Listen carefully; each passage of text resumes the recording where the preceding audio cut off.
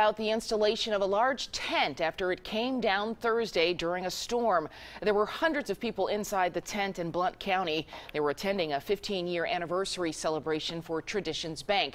That event turned into a weather nightmare. 12 people were injured.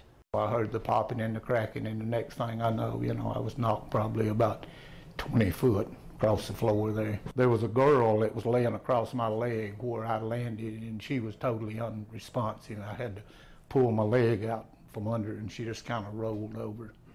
The tent company had a few representatives at that site today, but they declined to comment to our team.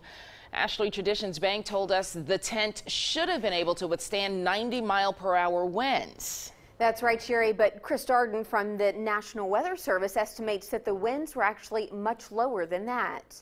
In fact, he told us that at the time of the accident, wind speeds were about half that much. Just based on the evidence that we've seen here, it looks like we had a very small isolated microburst with the winds maybe maximum around 40 miles per hour. So I want to tell you what a microburst is and why it may differ a little bit than your normal thunderstorm winds. As we focus in on Hayden here, what happened is this thunderstorm moved in, and essentially the middle of that thunderstorm just collapsed on itself.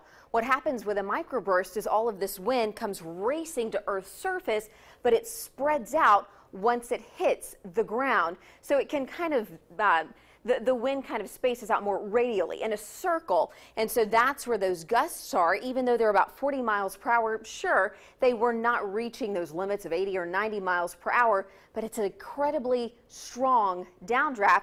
Lasts just a few seconds, as a matter of fact, maybe a few minutes at most, but as we saw, it can leave behind some very significant wind damage.